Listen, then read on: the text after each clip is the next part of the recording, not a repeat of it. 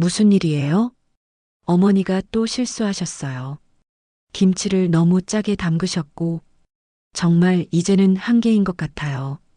미영은 남편에게 상황을 설명하며 자신의 뜻을 분명히 했습니다. 석호는 어머니와 아내 사이에서 난처한 표정을 지었습니다. 정숙은 아들이 자신을 옹호해 주기를 간절히 바랐습니다. 엄마, 괜찮으세요? 김치는 나중에 다시 담그면 되잖아요. 석호의 말에 정숙은 잠깐 안도했지만 미영의 차가운 시선이 느껴졌습니다. 석호 씨, 이건 단순한 실수가 아니에요. 어머니의 인지 능력에 문제가 있다는 신호예요. 우리가 계속 눈 감고 있을 수만은 없어요. 미영의 단호한 말에 석호는 더 이상 반박하지 못했습니다. 정숙은 아들마저 자신을 포기하는 것 같아 절망스러웠습니다. 이번 주 안에 요양병원에 모시는 게 좋겠어요. 어머니도 전문적인 돌봄을 받으시는 게 나으실 거예요. 미영의 최후 통첩 같은 말에 정숙은 더 이상 버틸 수 없었습니다. 치욕과 분노, 그리고 깊은 절망감이 가슴을 짓눌렀습니다. 정숙은 아무 말 없이 자리를 떠났습니다. 그날 밤 정숙은 잠을 이룰 수 없었습니다. 요양병원이라는 단어가 머릿속을 맴돌았습니다. 정말 자신이 그런 곳에 가야 할 정도로 문제가 있는 건지 스스로에게 물어보았습니다. 나이가 들면서 기억력이 조금 나빠진 것은 맞지만 일상생활에 큰 지장이 있는 것은 아니었습니다. 오늘 사연 시작하기 전에 무료로 하실 수 있는 구독과 좋아요 꼭 눌러주시면 영상 제작에 큰 격려가 됩니다. 건강하시고 좋은 하루 되세요. 서울 변두리의 오래된 단독주택, 이른 아침부터 분주한 발걸음 소리가 들립니다. 김정숙은 어김없이 새벽 5시에 일어나 하루를 시작했습니다. 66의 나이에도 허리는 꼿꼿하지만 어느새 주름살이 깊어진 얼굴에는 세월의 무게가 고스란히 드러나 있었습니다. 낡은 슬리퍼를 끌며 부엌으로 향하는 정숙의 모습에는 오랜 세월 이 집을 지켜온 여인의 피로함이 묻어났습니다. 오늘은 뭘 해드릴까? 정숙은 작은 중얼거림과 함께 부엌으로 향했습니다. 냉장고를 열어보니 어제 사온 채소들이 가지런히 정리되어 있었습니다. 아들 윤석호와 며느리 박미영, 그리고 9살 손주 윤지우까지 네 식구의 아침을 책임져야 했습니다.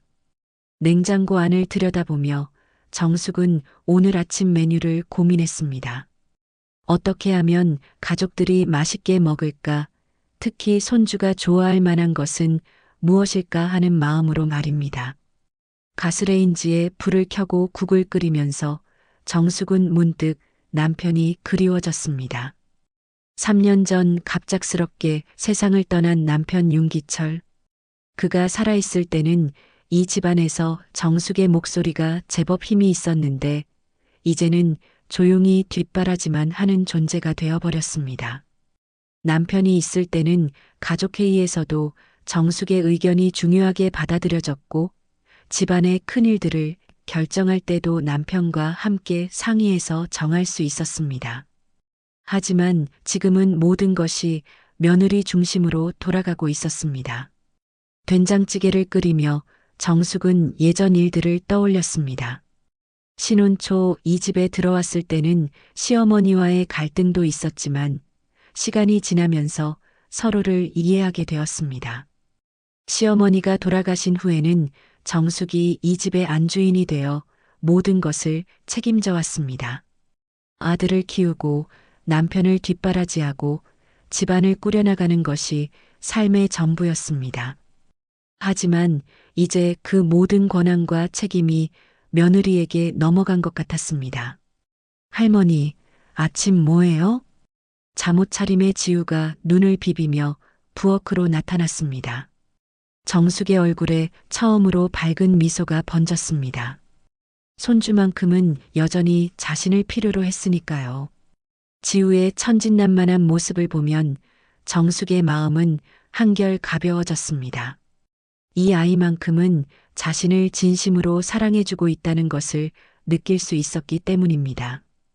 할머니가 지우 좋아하는 된장찌개 끓이고 있지. 계란말이도 해줄까? 좋아요. 할머니 계란말이가 세상에서 제일 맛있어요. 지우의 환한 대답에 정숙은 더욱 부지런히 손을 놀렸습니다. 계란을 풀고 파를 썰면서 정숙은 이 순간만큼은 자신이 이 집에 꼭 필요한 사람이라는 생각이 들었습니다. 손주를 위해 정성껏 음식을 만들어주는 할머니의 역할만큼은 아무도 빼앗을 수 없었습니다. 지우가 맛있게 먹는 모습을 상상하며 정숙은 계란말이에 정성을 더했습니다. 하지만 그 평화로운 시간도 잠시 복도에서 구두 소리가 들려왔습니다. 박미영이 깔끔한 정장 차림으로 나타났습니다. 42살의 미영은 대기업 과장으로 승진한 직후라 어깨에 힘이 잔뜩 들어가 있었습니다. 날카로운 눈매와 차가운 표정이 아침부터 집안 분위기를 긴장시켰습니다. 미영의 등장과 함께 부엌에 따뜻했던 분위기가 순식간에 차갑게 식었습니다. 어머니, 지우 아침 너무 기름진 걸로 주지 마세요.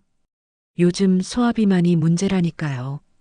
미영의 차가운 목소리에 정숙의 손이 잠깐 멈췄습니다. 계란말이를 뒤집으려던 손에서 힘이 빠졌습니다. 손주를 위해 정성껏 만들던 음식이 순식간에 문제가 되어버렸습니다. 정숙은 자신이 잘못하고 있는 것인지 헷갈렸습니다. 아, 그래. 그럼 계란찜으로 할게. 어머니는 맨날 그런 식으로. 아이 교육에 전혀 신경을 안 쓰시네요. 요즘 시대가 어떤 시대인데 옛날 방식으로만 하시려고 해요. 영양 균형도 생각해야 하고 칼로리도 계산해야 하는데. 미영은 냉장고에서 저지방 우유를 꺼내 지우에게 건네주며 말했습니다. 정숙은 아무 말 없이 계란말이를 접시에 덜어냈습니다. 이미 다 익은 것을 버릴 수는 없었고 무엇보다 손주가 좋아하는 음식이었으니까요. 하지만 마음 한구석에는 자신이 잘못된 일을 하고 있는 것 같은 죄책감이 들었습니다. 엄마, 할머니가 해주신 계란말이 맛있어요. 지우의 천진난만한 말에 정숙은 잠깐 안도의 미소를 지었지만 미영의 차가운 시선이 느껴져 금세 표정이 굳어졌습니다. 미영은 지우에게 너무 많이 먹으면 안 되라고 말하며 계란말이를 치웠습니다. 곧이어 아들 석호도 나타났습니다. 45의 석호는 아버지를 닮아 온화한 성격이었지만 아내 앞에서는 늘 눈치를 보곤 했습니다. 넥타이를 매며 어머니에게 인사를 건넸지만 아내의 불만스러운 표정을 보고는 어색하게 미소만 지었습니다. 정숙은 아들이 자신을 위해 한마디라도 해주기를 바랐지만 석호는 조용히 신문을 펼쳐 들었습니다. 엄마 고생 많으세요. 아침부터. 괜찮다 아들아. 이게 뭐 고생이냐?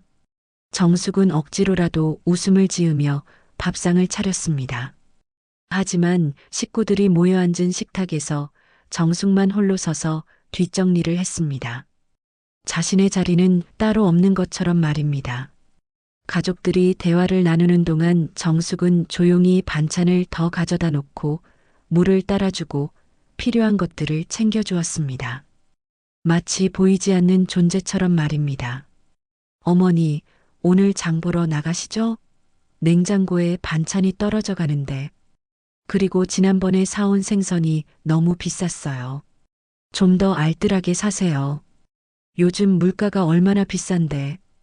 미영의 지시 같은 말에 정숙은 고개를 끄덕였습니다. 어차피 할 일이 그것뿐이었으니까요.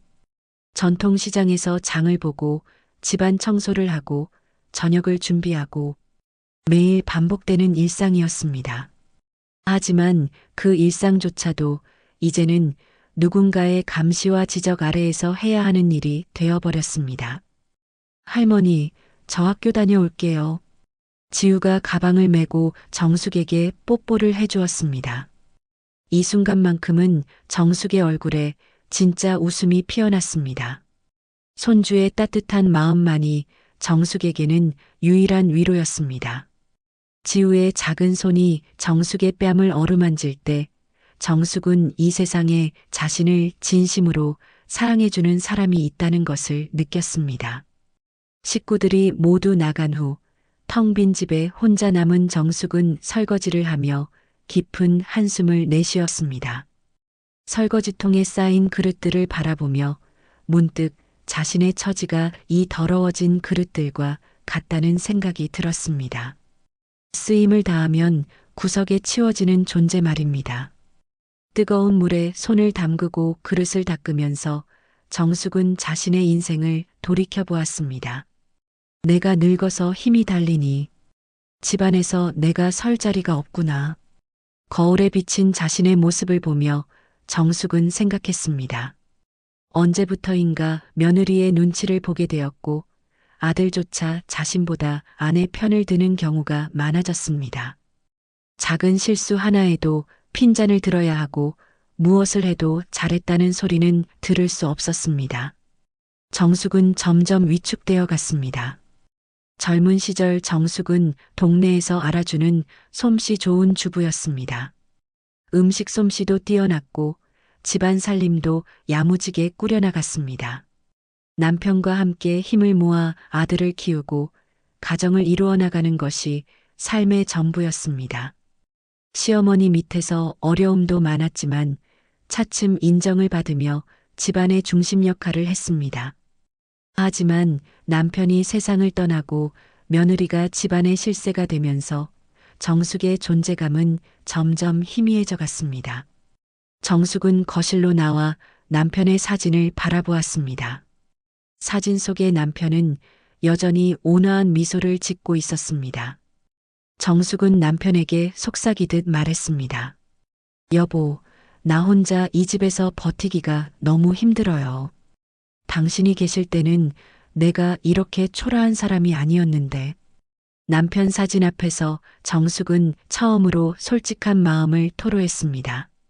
누구에게도 말할 수 없었던 서러움과 외로움이 한꺼번에 쏟아져 나왔습니다.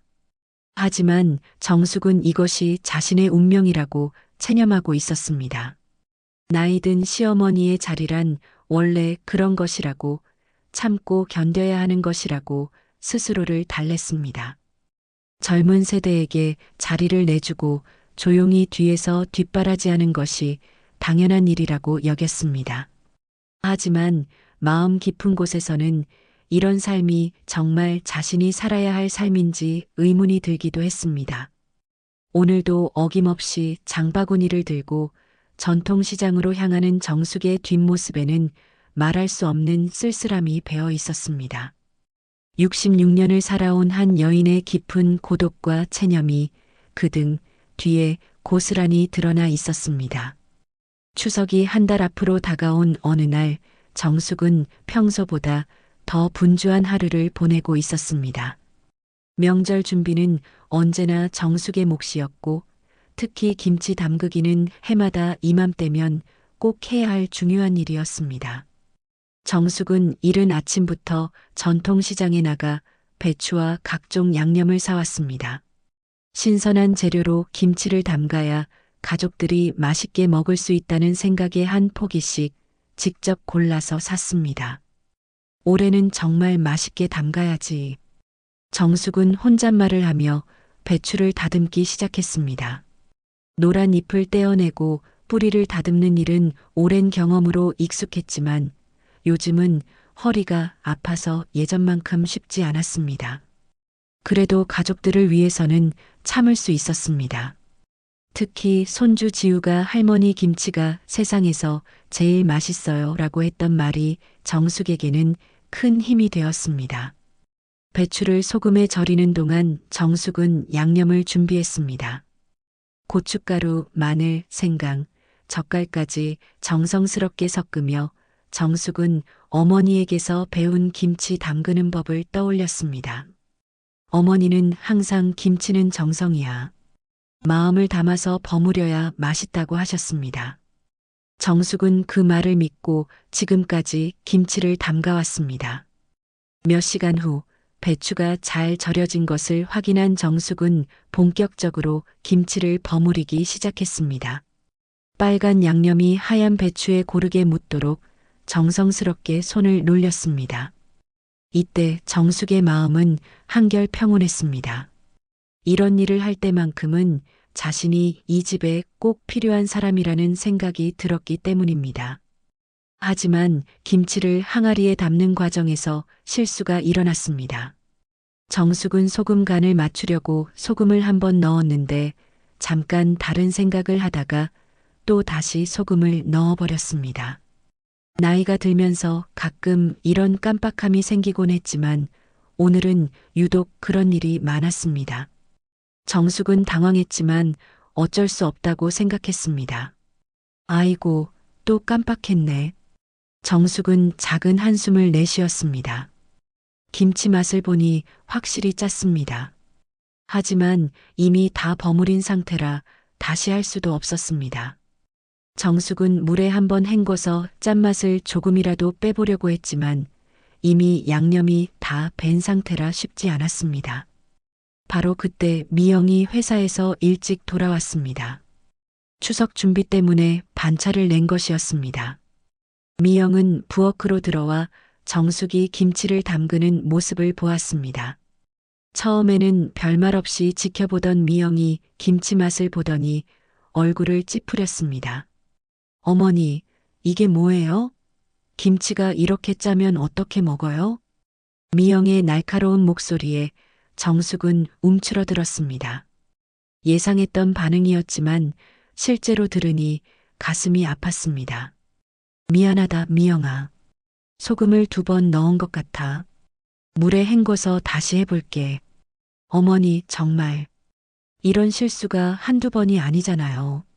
지난번에는 가스를 켜놓고 깜빡하셨고, 그저께는 현관문 열쇠를 어디 뒀는지 몰라서 1시간 동안 찾았잖아요. 미영의 말에 정숙은 할 말이 없었습니다.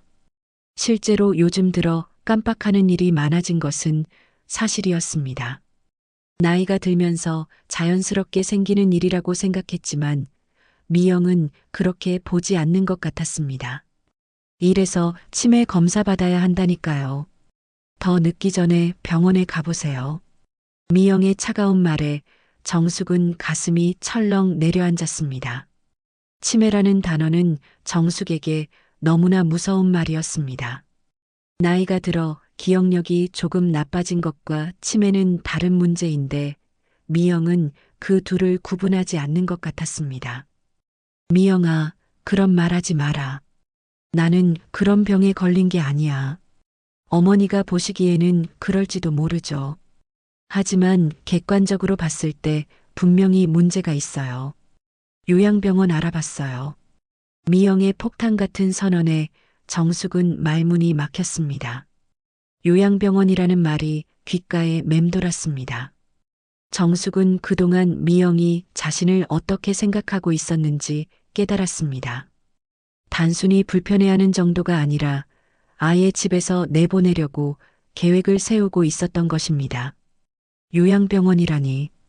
내가 그렇게 심각한 상태냐?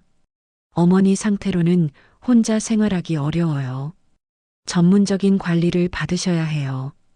그리고 솔직히 말씀드리면 지우 교육에도 좋지 않아요. 아이가 할머니의 이상한 행동들을 보고 자랄까봐 걱정돼요. 미영의 말은 정숙의 마음에 칼날처럼 꽂혔습니다.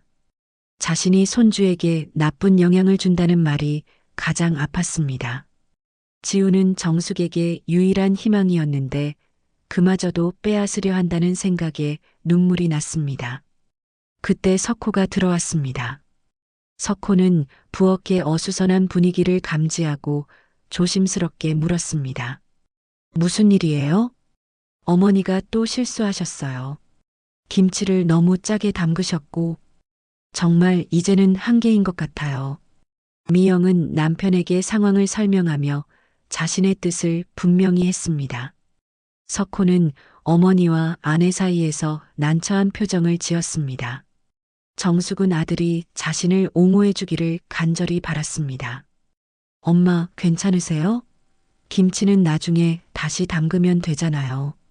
석호의 말에 정숙은 잠깐 안도했지만 미영의 차가운 시선이 느껴졌습니다. 석호 씨, 이건 단순한 실수가 아니에요. 어머니의 인지 능력에 문제가 있다는 신호예요. 우리가 계속 눈 감고 있을 수만은 없어요. 미영의 단호한 말에 석호는 더 이상 반박하지 못했습니다. 정숙은 아들마저 자신을 포기하는 것 같아 절망스러웠습니다. 이번 주 안에 요양병원에 모시는 게 좋겠어요. 어머니도 전문적인 돌봄을 받으시는 게 나으실 거예요. 미영의 최후 통첩 같은 말에 정숙은 더 이상 버틸 수 없었습니다. 치욕과 분노, 그리고 깊은 절망감이 가슴을 짓눌렀습니다. 정숙은 아무 말 없이 자리를 떠났습니다. 그날 밤 정숙은 잠을 이룰 수 없었습니다. 요양병원이라는 단어가 머릿속을 맴돌았습니다. 정말 자신이 그런 곳에 가야 할 정도로 문제가 있는 건지 스스로에게 물어보았습니다. 나이가 들면서 기억력이 조금 나빠진 것은 맞지만 일상생활에 큰 지장이 있는 것은 아니었습니다. 정숙은 남편의 옷장을 정리하다가 낡은 서류 봉투를 발견했습니다. 남편이 생전에 중요한 서류들을 보관하던 곳이었습니다.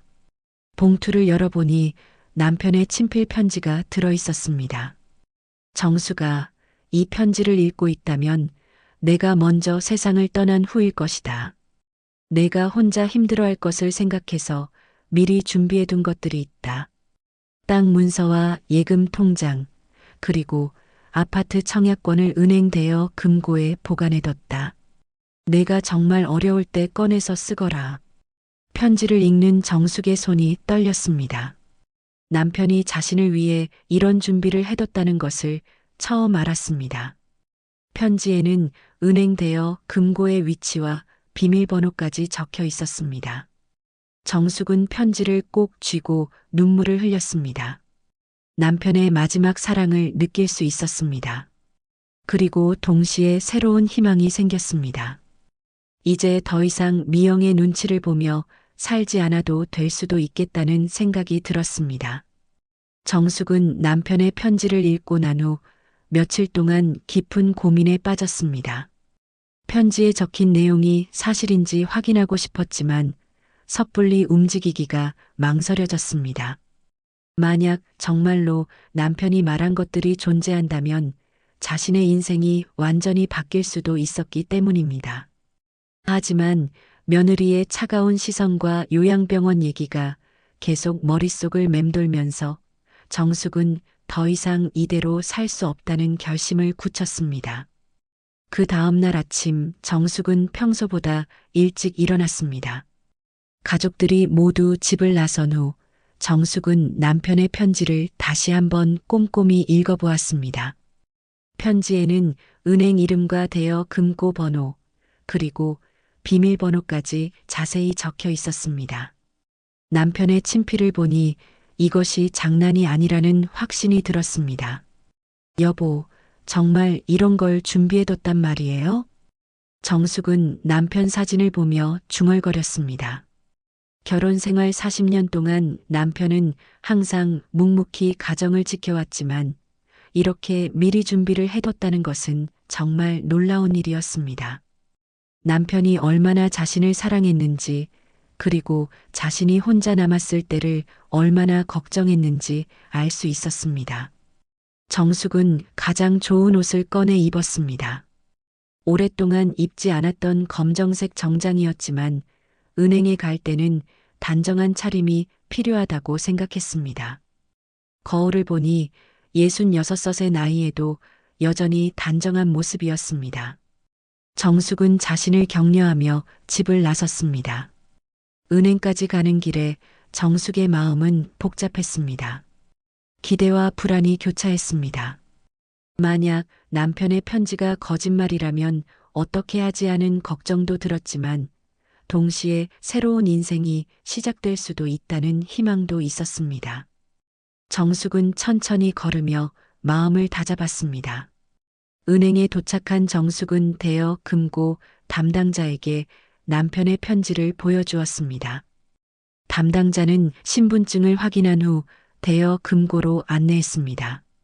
정숙의 심장은 빠르게 뛰었습니다. 과연 그 안에 무엇이 들어있을지 궁금했습니다. 비밀번호를 입력하고 금고를 열었을 때 정숙은 깜짝 놀랐습니다. 금고 안에는 여러 봉투와 서류들이 가지런히 정리되어 있었습니다. 정숙은 떨리는 손으로 첫 번째 봉투를 열어보았습니다. 그 안에는 예금 통장과 도장이 들어 있었습니다.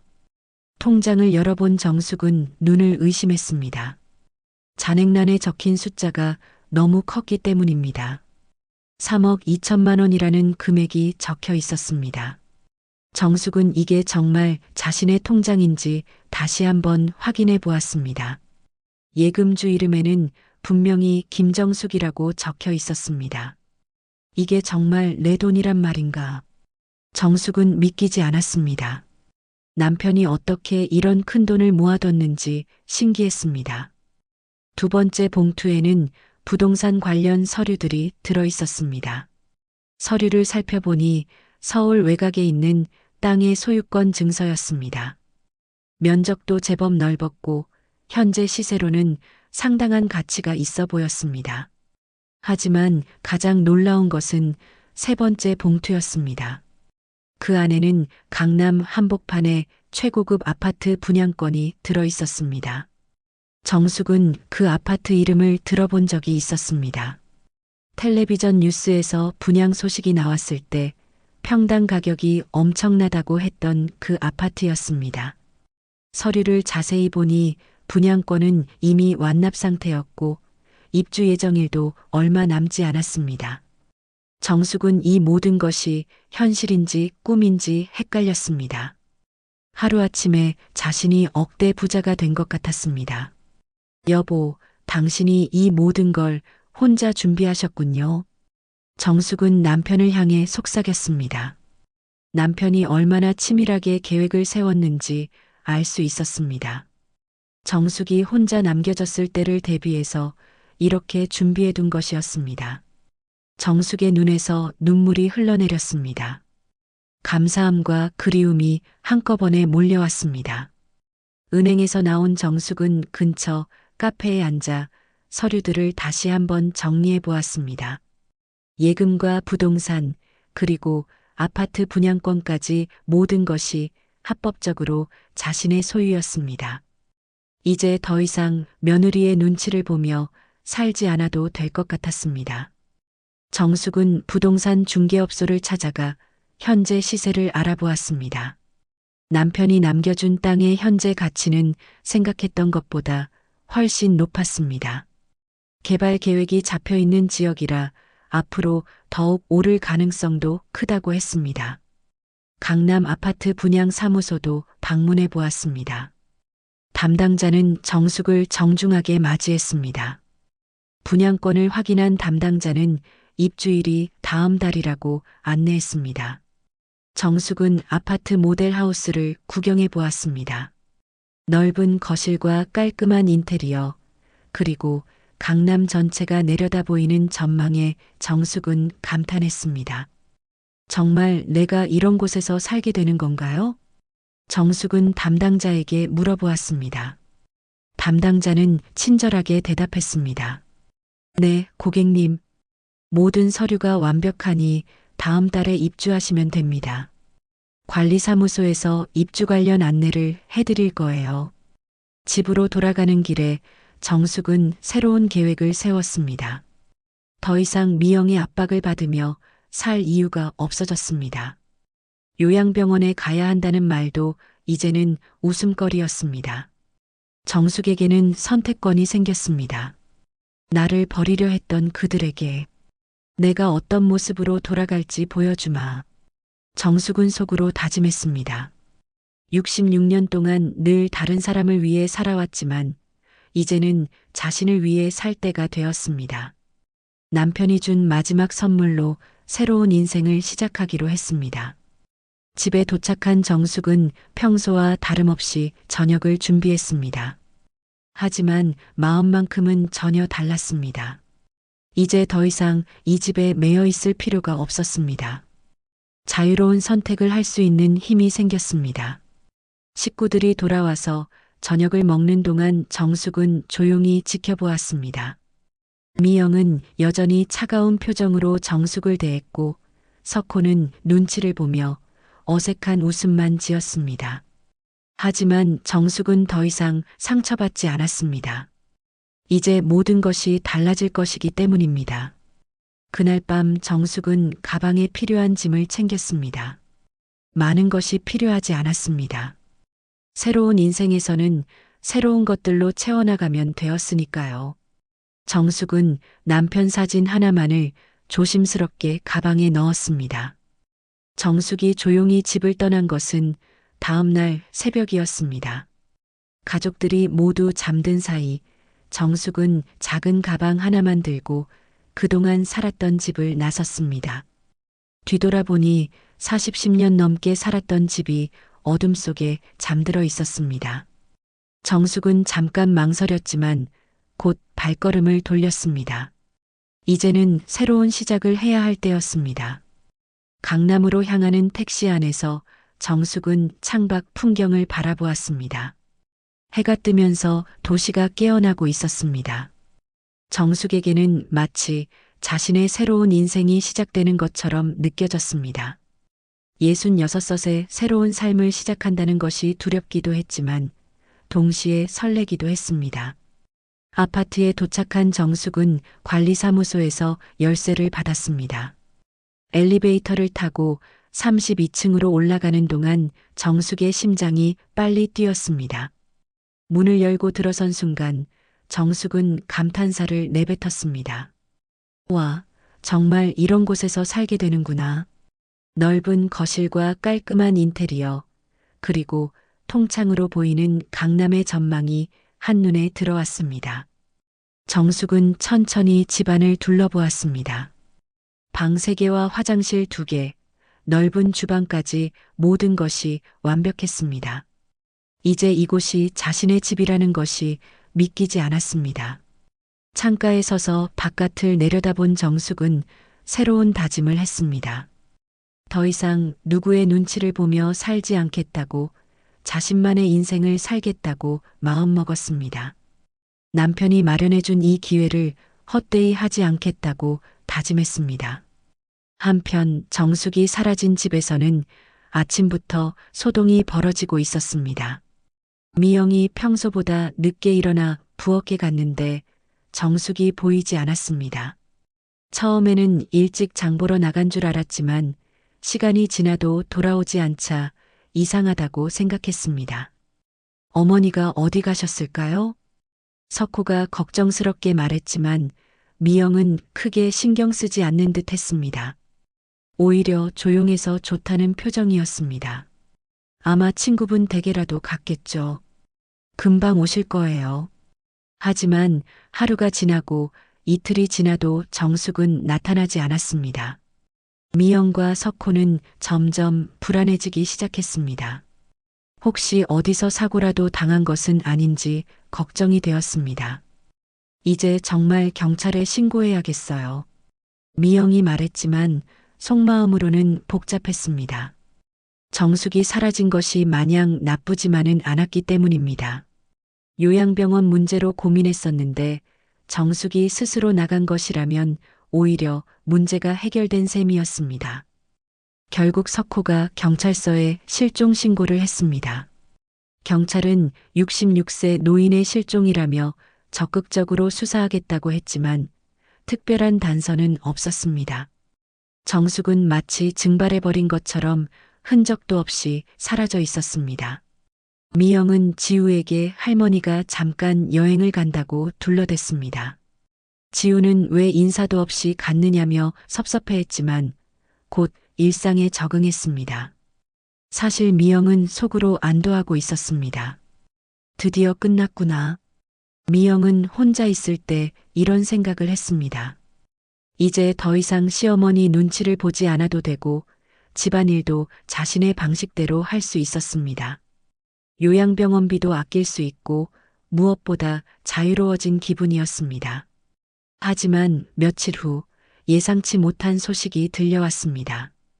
미영이 회사에서 인터넷 뉴스를 보던 중 눈을 의심할 만한 기사를 발견했습니다. 강남 최고급 아파트 신규 입주자 화재. 66 김정숙 씨 새로운 인생 시작. 기사를 클릭해본 미영은 깜짝 놀랐습니다. 사진에는 분명히 시어머니 정숙의 모습이 있었습니다. 깔끔한 옷차림에 밝은 표정으로 인터뷰를 하고 있는 정숙의 모습은 평소와 전혀 달랐습니다. 기사 내용을 읽어보니 더욱 놀라웠습니다. 정숙이 강남의 최고급 아파트에 입주했고 새로운 인생을 시작한다는 내용이었습니다. 기자와의 인터뷰에서 정숙은 당당하게 자신의 생각을 밝혔습니다. 나이가 들었다고 해서 무시받아야 합니까? 저는 제 삶을 새로 살기로 했습니다. 미영은 기사를 몇 번이고 다시 읽었습니다. 이해할 수 없었습니다. 시어머니가 어떻게 강남의 아파트를 구할 수 있었는지, 그리고 어떻게 그런 당당한 모습으로 인터뷰를 할 수 있었는지 말입니다. 뭐라고? 어머니가 강남 아파트를? 미영은 황급히 석호에게 전화를 걸었습니다. 석호도 믿기지 않는다는 반응이었습니다. 두 사람은 급하게 집에서 만나 대책을 논의했습니다. 어머니가 어떻게 그런 돈이 있으셨을까요? 글쎄요. 아버지가 뭔가 남겨두신 건 아닐까요? 석호와 미영은 정숙의 방을 뒤져보았습니다. 하지만 특별한 것은 발견할 수 없었습니다. 다만 책상 위에 놓인 메모 하나를 발견했습니다.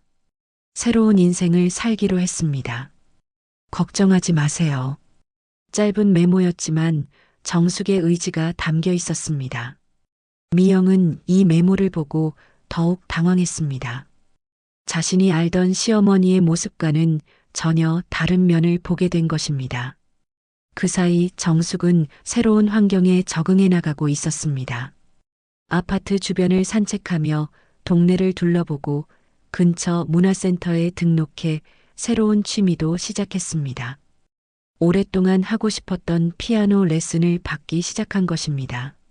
선생님, 이 나이에 피아노를 배워도 될까요? 물론이죠. 음악은 나이가 없어요. 피아노 선생님의 격려에 정숙은 용기를 얻었습니다. 66에 새로운 것을 배운다는 것이 설레었습니다. 처음 피아노 건반을 누르는 순간 정숙은 마치 새로운 세계가 열리는 것 같은 기분이었습니다. 문화센터에서 만난 또래 여성들과도 금세 친해졌습니다. 미술 전시회도 함께 보러 다니고 맛있는 식당도 같이 찾아다녔습니다. 정숙은 오랫동안 잊고 있었던 자신만의 즐거움을 되찾고 있었습니다. 정숙 씨, 요즘 정말 밝아지셨네요.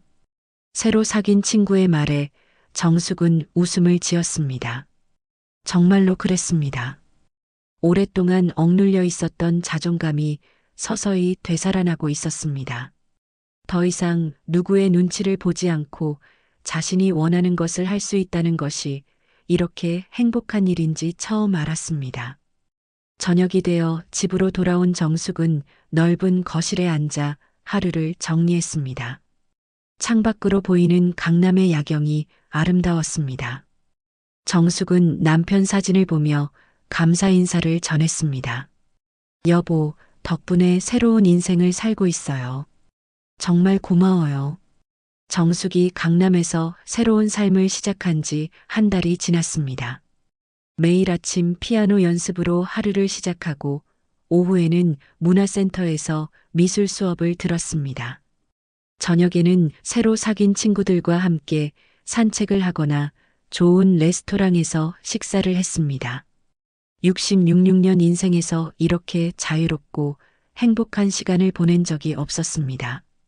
그런데 그동안 조용했던 집에서는 점점 상황이 심각해지고 있었습니다. 미영은 정숙이 언론에 나온 것을 계기로 불안감을 느끼기 시작했습니다. 시어머니가 어떻게 그런 부를 가지고 있었는지, 그리고 앞으로 어떤 일이 벌어질지 걱정이 되었습니다. 석호 씨, 어머니한테 연락이라도 해봐야 하지 않을까요? 미영이 조심스럽게 말했지만 석호는 망설였습니다. 사실 어머니에게 먼저 연락하기가 쉽지 않았습니다. 그동안 어머니를 어떻게 대했는지 생각하면 미안한 마음이 들었기 때문입니다. 어머니가 연락하고 싶으시면 먼저 연락하시겠죠. 석호의 대답에 미영은 불만스러웠습니다.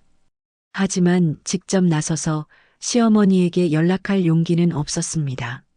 무엇보다 어떤 말을 해야 할지 모르겠었습니다. 하루는 지우가 갑자기 할머니가 보고 싶다고 했습니다. 미영이 할머니는 여행 중이라고 했지만 지우는 계속 할머니를 찾았습니다. 엄마, 할머니는 언제 돌아와요? 할머니가 해주신 계란말이가 먹고 싶어요. 지우의 말에 미영은 답답했습니다. 아이에게 거짓말을 계속할 수도 없고 그렇다고 진실을 말할 수도 없었습니다. 무엇보다 자신도 시어머니의 상황을 정확히 파악하지 못하고 있었습니다. 그러던 어느 날 미영은 또 다른 충격적인 소식을 접했습니다. 회사 동료가 인터넷 기사를 보여주며 말했습니다.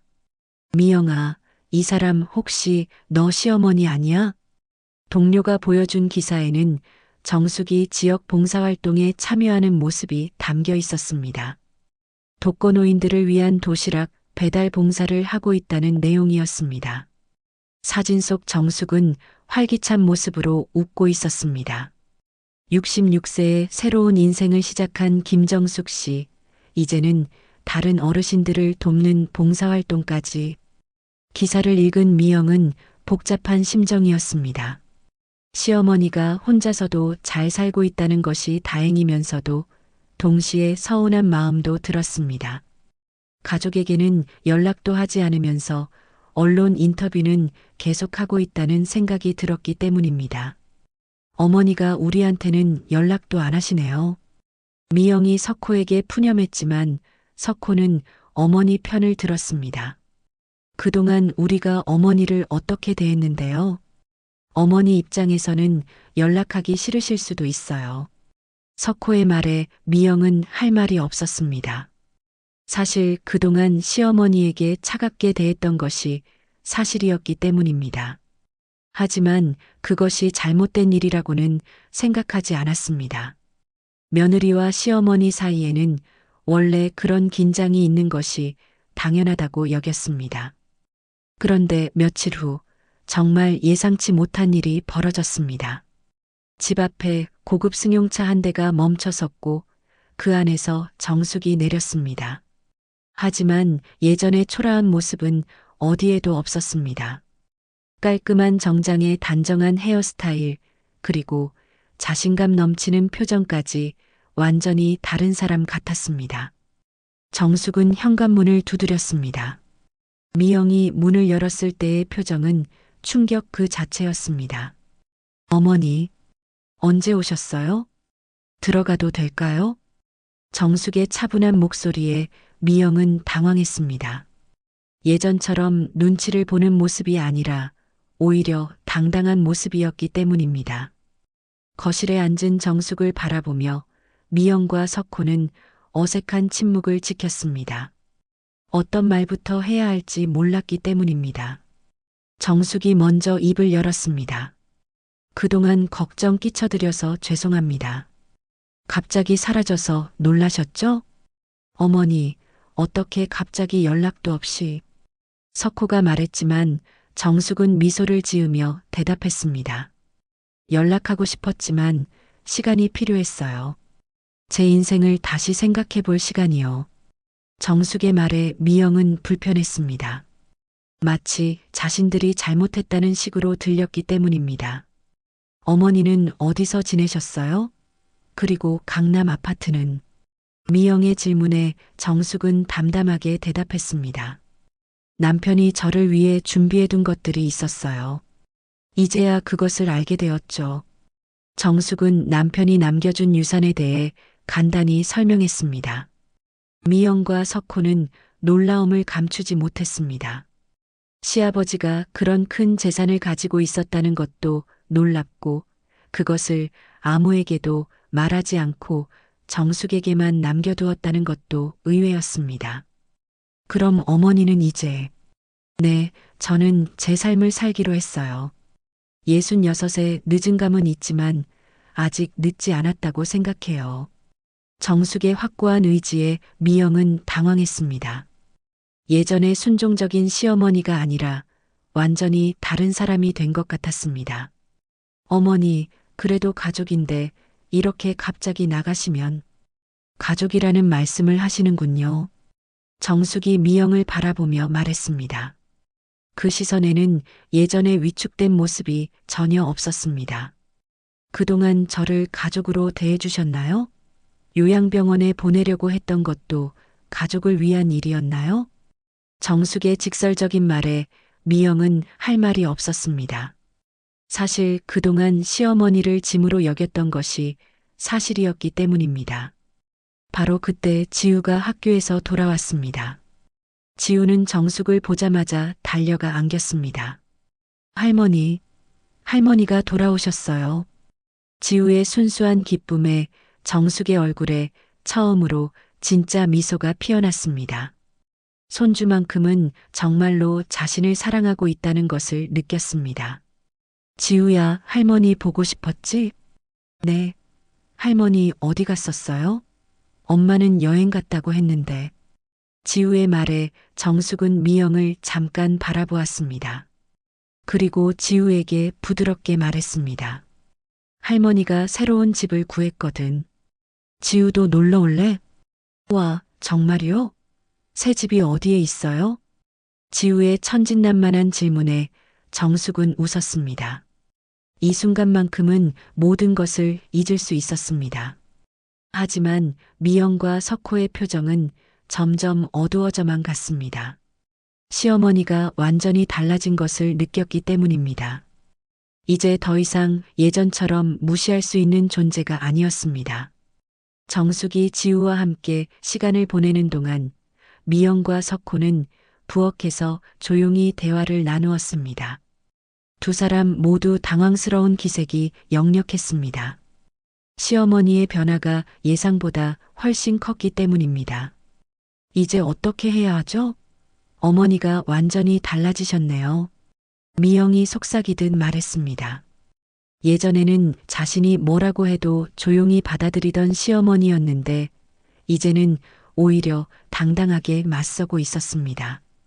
무엇보다 경제적으로 독립할 능력이 생겼다는 것이 가장 큰 변화였습니다. 일단 어머니 기분을 맞춰드리는 게 좋겠어요. 지금 잘못 건드리면 더 큰 문제가 될 수도 있어요. 석호의 말에 미영은 고개를 끄덕였습니다. 하지만 마음 한구석으로는 불쾌했습니다. 그동안 자신이 이 집의 안주인 역할을 해왔는데 시어머니의 등장으로 그 위치가 흔들리는 것 같았기 때문입니다. 거실에서는 정숙이 지우에게 새로운 집에 대한 이야기를 들려주고 있었습니다. 지우는 눈을 반짝이며 할머니의 말을 듣고 있었습니다. 할머니, 정말 피아노도 있어요? 그럼 할머니가 지우한테 피아노도 가르쳐 줄 수 있어. 지우가 원한다면 말이야. 와, 정말 좋겠어요. 엄마, 저도 할머니 집에 가봐도 돼요? 지우의 질문에 미영은 어색한 표정을 지었습니다. 뭐라고 대답해야 할지 몰랐기 때문입니다. 그건 나중에 이야기해보자. 미영의 애매한 대답에 지우는 실망스러운 표정을 지었습니다. 정숙은 이런 모습을 보며 마음이 아팠습니다. 손주와 더 많은 시간을 보내고 싶었지만 미영의 견제가 있을 것 같았습니다. 저녁 시간이 되자 정숙은 자리에서 일어났습니다. 예전 같으면 당연히 저녁을 준비했겠지만 이제는 그럴 이유가 없었습니다. 저는 이만 가볼게요. 지우야, 할머니 집에 놀러 오고 싶으면 언제든지 연락해. 정숙이 가방을 들자 미영이 당황하며 말했습니다. 어머니, 저녁은 드시고 가세요. 괜찮습니다. 약속이 있어서요. 정숙의 대답에 미영은 더욱 놀랐습니다. 시어머니에게 약속이 있다는 말을 들어본 적이 없었기 때문입니다. 과연 어떤 약속인지 궁금했습니다. 그럼 언제 다시 뵐 수 있을까요? 석호가 조심스럽게 물었습니다. 정숙은 잠시 생각하더니 대답했습니다. 글쎄요. 저도 요즘 바빠서 시간 되면 연락드릴게요. 정숙의 말에 석호와 미영은 당황했습니다. 예전에는 항상 집에서 기다리고 있던 어머니였는데 이제는 오히려 바쁘다고 하고 있었습니다. 정숙이 떠난 후 집안은 이상한 분위기에 휩싸였습니다. 미영은 저녁을 준비해야 했지만 평소에 정숙이 다 해놓던 일들을 혼자 해야 한다는 것이 부담스러웠습니다. 엄마, 할머니는 언제 다시 와요? 지우의 질문에 미영은 짜증스러운 마음을 숨기려 애썼습니다. 할머니는 이제 할머니만의 생활이 있으셔. 우리도 우리 생활을 해야지. 하지만 지우는 계속 할머니 이야기만 했습니다. 할머니 집에 가보고 싶다는 말을 반복했습니다. 미영은 점점 짜증이 났습니다. 며칠 후 더욱 충격적인 소식이 들려왔습니다. 동네 사람들이 정숙에 대한 이야기를 하기 시작한 것입니다. 정숙이 언론 인터뷰를 통해 유명해지면서 동네에서도 화제가 되었습니다. 미영 씨, 시어머니 되게 유명해지셨던데요? 텔레비전에도 나오시고. 마트에서 만난 이웃의 말에 미영은 어색하게 웃었습니다. 시어머니가 언론에 나온다는 것 자체가 당황스러웠습니다. 네, 그런가 보네요. 부러워요. 나이 드시고도 저렇게 당당하게 사실 수 있다니. 우리도 배워야 해요. 이웃의 말에 미영은 복잡한 심정이었습니다. 다른 사람들 눈에는 시어머니가 멋있어 보일지 모르지만 가족 입장에서는 당황스러울 뿐이었습니다. 집으로 돌아온 미영은 인터넷에서 정숙 관련 기사들을 찾아보았습니다. 생각보다 많은 기사들이 있었고 댓글들도 대부분 긍정적이었습니다. 66세의 새로운 도전, 정말 멋져요. 나이는 숫자에 불과하다는 걸 보여주시네요. 저희 어머니도 이렇게 당당하게 사셨으면 좋겠어요. 댓글들을 읽으며 미영은 더욱 복잡한 기분이었습니다. 모든 사람들이 시어머니를 칭찬하고 있었습니다. 하지만 정작 가족들은 어떻게 생각하는지는 아무도 물어보지 않았습니다. 그러던 중 정숙으로부터 예상치 못한 연락이 왔습니다. 지우의 휴대폰으로 온 메시지였습니다. 지우야, 할머니야. 내일 시간 되면 할머니 집에 놀러 올래? 새로운 친구들도 소개해주고 싶어. 지우는 신이 나서 미영에게 달려왔습니다. 엄마, 할머니가 집에 오라고 하셨어요. 가도 돼요? 미영은 난처했습니다. 아이가 할머니를 보고 싶어 하는 것은 당연하지만 시어머니가 어떤 의도로 지우를 부르는지 알 수 없었습니다. 지우야, 할머니는 지금 바쁘셔서. 하지만 할머니가 오라고 하셨는걸요. 지우의 실망스러운 목소리에 미영은 마음이 아팠습니다. 하지만 지우를 보내주기가 쉽지 않았습니다. 결국 석호가 나서서 해결책을 제시했습니다. 우리가 같이 가면 되지 않을까요? 어머니 새 집도 구경하고. 석호의 제안에 미영은 망설였습니다. 시어머니의 새로운 생활을 직접 보는 것이 부담스러웠기 때문입니다. 하지만 지우의 간절한 눈빛을 보니 거절할 수가 없었습니다. 그럼 잠깐만 들렀다 오는 걸로 하죠. 미영이 마지못해 동의하자 지우는 기뻐서 뛸 듯했습니다. 하지만 미영의 마음은 편하지 않았습니다. 시어머니의 변화된 모습을 직접 확인해야 한다는 부담감이 컸기 때문입니다. 그날 밤 미영은 잠을 이루지 못했습니다. 내일 시어머니를 만나면 어떤 일이 벌어질지 걱정이 되었습니다. 무엇보다 시어머니가 자신들을 어떻게 대할지 예측할 수 없었습니다. 석호도 비슷한 고민을 하고 있었습니다. 어머니에게 사과해야 할지 아니면 평범하게 대화해야 할지 고민이었습니다. 어머니의 변화가 너무 커서 어떻게 대해야 할지 모르겠었습니다. 한편 정숙은 자신의 아파트에서 내일 만날 준비를 하고 있었습니다. 손주를 위한 선물도 준비하고 집안도 깔끔하게 정리했습니다. 오랜만에 가족을 집으로 초대하는 것이라 설레면서도 긴장되었습니다. 다음 날 오후 석호와 미영, 그리고 지우는 정숙이 사는 강남 아파트로 향했습니다. 택시에서 내려 고급 아파트 단지를 바라본 미영은 입을 다물지 못했습니다. 텔레비전에서나 보던 최고급 아파트였기 때문입니다. 로비에 들어서자 화려한 인테리어와 친절한 컨시어지 서비스에 더욱 놀랐습니다. 정말 어머니가 여기 사시는 거예요? 미영이 석호에게 속삭였습니다. 아직도 믿기지 않았습니다. 그동안 소박하게 살던 시어머니가 이런 곳에서 산다는 것이 현실 같지 않았습니다. 엘리베이터를 타고 32층에 도착했을 때 정숙이 문 앞에서 기다리고 있었습니다. 깔끔한 원피스에 단정한 헤어스타일, 그리고 자신감 넘치는 표정까지 완전히 새로운 모습이었습니다. 어서 오세요. 지우야, 할머니 집 어때? 지우는 눈을 크게 뜨고 아파트 내부를 둘러보았습니다.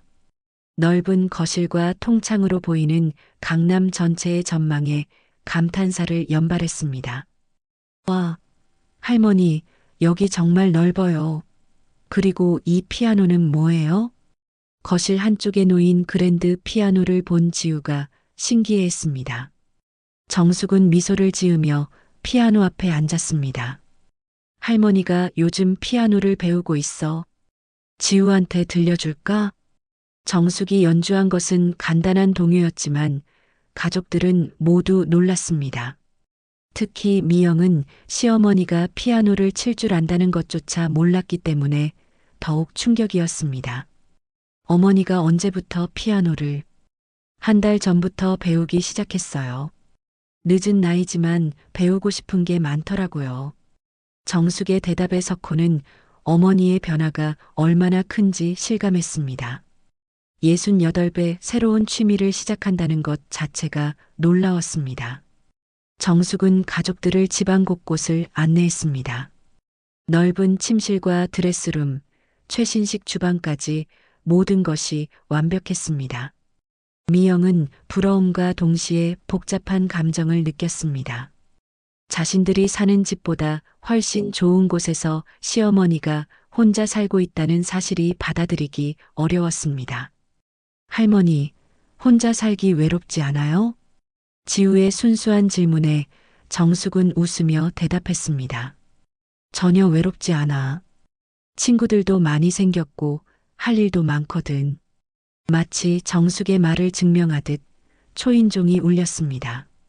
문을 열자 60대 후반으로 보이는 우아한 여성들 3명이 들어왔습니다. 정숙아, 오늘 가족분들 오신다고 했지? 우리도 인사드리려고 왔어. 정숙의 친구들은 자연스럽게 가족들에게 인사했습니다. 모두 품위 있고 교양 있어 보이는 사람들이었습니다. 정숙은 자랑스럽게 가족들을 소개했습니다. 이분들은 문화센터에서 만난 친구들이에요. 김 여사님은 전직 교장 선생님이시고 박 여사님은 의사 부인이셨어요. 친구들과 자연스럽게 대화하는 정숙의 모습을 보며 미영은 더욱 당황했습니다. 시어머니가 이런 사교적인 면이 있다는 것을 전혀 몰랐기 때문입니다. 정숙 씨가 저희한테 가족 자랑을 정말 많이 하셨어요. 특히 손자 이야기는 끝이 없더라고요. 친구의 말에 지우는 부끄러워하며 정숙에게 안겼습니다. 정숙은 지우를 안으며 행복한 표정을 지었습니다. 친구들이 돌아간 후 정숙은 가족들을 위해 차를 준비했습니다. 고급 찻잔에 향긋한 차를 내오는 모습이 마치 호텔에서 서비스 받는 것 같았습니다. 어머니, 이렇게 좋은 곳에서 혼자 사시는 게 아깝지 않으세요? 미영이 조심스럽게 물었습니다. 속마음으로는 다시 함께 살 수 있는지 떠보고 싶었습니다. 전혀 아깝지 않아요. 오히려 이제야 제대로 살고 있다는 생각이 들어요. 정숙의 단호한 대답에 미영은 할 말이 없었습니다. 시어머니가 돌아올 생각이 전혀 없다는 것을 느꼈기 때문입니다. 잠시 침묵이 흐른 후 석호가 용기를 내어 말했습니다. 어머니, 그동안 죄송했습니다. 저희가 어머니를 제대로 모시지 못했어요. 석호의 사과에 정숙은 차분하게 대답했습니다. 사과는 필요 없어요. 다만 이제부터는 서로 다른 방식으로 지내면 될 것 같아요. 다른 방식이라면? 저는 제 삶을 살고 여러분도 여러분 삶을 사세요. 하지만 가족이니까 서로 존중은 해야죠. 정숙의 말에 미영은 불안해졌습니다. 완전히 독립하겠다는 뜻으로 들렸기 때문입니다. 그럼 지우는 어쩌고요? 아이는 할머니가 필요해요. 미영의 말에 정숙은 지우를 바라보며 미소 지었습니다. 지우는 언제든지 할머니한테 올 수 있어요.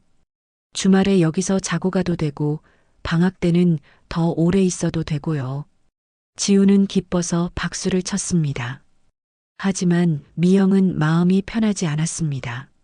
아이가 할머니를 더 좋아하게 될까봐 걱정이었습니다. 이때 정숙이 중요한 이야기를 꺼냈습니다. 하나 말씀드릴 게 있어요. 제가 변호사와 상의해서 상속 관련 서류를 새로 작성했어요. 갑작스러운 상속 이야기에 석호와 미영은 긴장했습니다. 상속이라면 남편이 저한테 남겨준 재산들 말이에요. 원래는 제가 죽으면 당연히 석호한테 가겠지만 이제는 조건을 달기로 했어요. 조건이요? 진심으로 저를 존중하고 사랑하는 사람에게만 물려주려고 해요. 겉으로만 친절한 척하는 건 의미가 없어요. 정숙의 말에 미영과 석호는 충격을 받았습니다. 상속의 조건을 단다는 것은 예상하지 못한 일이었습니다. 어머니, 그런 말씀을. 이제부터는 여러분이 저를 어떻게 대하는지 지켜볼 거예요. 진심인지 아닌지는 시간이 지나면 알 수 있어요. 정숙의 확고한 의지에 석호와 미영은 말이 없었습니다. 시어머니가 더 이상 만만한 상대가 아니라는 것을 확실히 깨달았습니다. 그리고 하나 더, 앞으로는 제가 여러분을 시험할 거예요. 나의 자식과 며느리로 남을 자격이 있는지 말이에요. 정숙의 선언에 가족들은 모두 당황했습니다. 완전히 입장이 바뀐 것입니다. 이제는 정숙이 주도권을 쥐고 있었습니다. 어머니, 너무 무겁게 생각하지 마세요. 진심으로 가족이 되고 싶다면 어렵지 않을 거예요. 정숙은 여유롭게 차를 마시며 말했습니다. 더 이상 예전의 위축된 모습은 어디에도 없었습니다. 집으로 돌아가는 길에 가족들은 모두 조용했습니다. 각자 복잡한 생각에 빠져 있었습니다. 미영은 앞으로 시어머니와 어떤 관계를 맺어야 할지 고민이었고, 석호는 어머니에게 진정으로 사과하고 싶다는 마음이 들었습니다. 정숙의 선언 이후 6개월이 흘렀습니다. 계절이 바뀌면서 정숙의 삶도 더욱 풍성해졌습니다. 피아노 실력이 늘어 이제는 작은 연주회에서 연주할 정도가 되었고, 미술 수업에서 그린 그림들이 전시회에 선정되기도 했습니다. 무엇보다 봉사활동을 통해 많은 사람들과 만나면서 진정한 보람을 느끼고 있었습니다. 정숙 씨, 오늘도 일찍 오셨네요. 복지관에서 만난 자원봉사자들이 정숙을 반갑게 맞이했습니다. 정숙은 매주 2번씩 독거노인들을 위한 도시락 배달을 하고 있었습니다. 처음에는 자신도 도움이 필요한 나이라고 생각했지만 막상 시작해보니 오히려 자신이 더 많은 것을 얻고 있었습니다. 할머니, 오늘도 오셨어요? 80세가 넘은 독거노인 할머니가 정숙을 보며 환하게 웃었습니다. 정숙보다 훨씬 고령이지만 혼자 살아가는 모습을 보며 정숙은 많은 것을 배웠습니다. 네, 할머니. 오늘은 특별히 맛있는 반찬이 들어 있어요. 도시락을 전달하며 안부를 묻는 정숙의 모습에서는 진정한 평온함이 느껴졌습니다. 누군가를 도와준다는 것, 그리고 필요한 사람이 된다는 것이 이렇게 행복한 일인지 새삼 깨달았습니다. 그 사이 미영과 석호의 삶에도 변화가 있었습니다. 처음에는 시어머니의 변화를 받아들이기 어려워했지만 시간이 지나면서 점차 달라졌습니다. 특히 석호는 진심으로 어머니에게 사과하고 싶다는 마음이 커졌습니다. 미영아, 우리 어머니한테 제대로 사과해야 할 것 같아. 석호가 조심스럽게 말했습니다. 미영은 여전히 복잡한 마음이었지만 남편의 진심을 느낄 수 있었습니다. 그래도 어머니가 우리를 받아주실까요? 모르겠어. 하지만 시도해봐야지. 진심으로 사과하고 앞으로 잘해드리면 어머니도 마음을 열어주실 거야. 미영도 점차 마음이 변하고 있었습니다. 그동안 시어머니를 대했던 자신의 모습을 돌이켜보니 부끄러웠습니다. 경제적으로 여유가 없다고 생각해서 무시했던 것이 얼마나 잘못된 생각이었는지 깨달았습니다. 어느 주말 석호와 미영은 정숙을 찾아갔습니다. 이번에는 진심으로 사과하기 위해서였습니다. 정숙은 평소와 다름없이 반갑게 맞아주었지만 두 사람의 진심을 알아차렸습니다. 어머니, 정말 죄송합니다. 석호가 깊숙이 고개를 숙이며 사과했습니다. 이번에는 형식적인 사과가 아니라 진심이 담긴 사과였습니다. 그동안 제가 아들로서 부족했습니다. 어머니를 제대로 모시지 못해서 죄송해요. 석호의 진심 어린 사과에 정숙의 마음도 움직였습니다. 하지만 아직은 지켜봐야 할 것 같았습니다. 미영이도 할 말이 있어요. 미영이 떨리는 목소리로 말했습니다. 그동안 시어머니에게 사과한 적이 거의 없었기 때문에 어색했지만 진심을 담아 말했습니다. 어머니, 제가 그동안 정말 잘못했어요. 어머니를 무시하고 함부로 대해서 죄송합니다. 미영의 사과에 정숙은 놀랐습니다. 미영이 이렇게 진심으로 사과하는 모습을 본 적이 없었기 때문입니다. 앞으로는 정말 달라질게요. 어머니를 존중하고 잘 모실게요. 미영의 말에서 진심이 느껴졌습니다. 정숙은 잠시 생각에 잠겼습니다. 과연 이들의 변화가 진짜일까 하는 의문이 들었지만 가족이라는 끈을 완전히 끊을 수는 없었습니다. 말보다는 행동이 중요해요. 시간을 두고 지켜보겠습니다. 정숙의 차분한 대답에 석호와 미영은 고개를 끄덕였습니다. 당장 용서받을 수 있다고 기대하지는 않았지만 기회를 달라는 마음이었습니다. 그 후로 석호와 미영은 정말로 달라졌습니다. 정숙에게 안부 전화를 자주 드리고 지우와 함께 방문할 때도 예전과는 완전히 다른 모습이었습니다. 특히 미영은 정숙의 의견을 존중하고 함부로 말하지 않으려 노력했습니다. 몇 달이 지나자 정숙도 그들의 변화를 인정하게 되었습니다. 특히 지우를 대하는 방식에서 많은 변화를 느꼈습니다.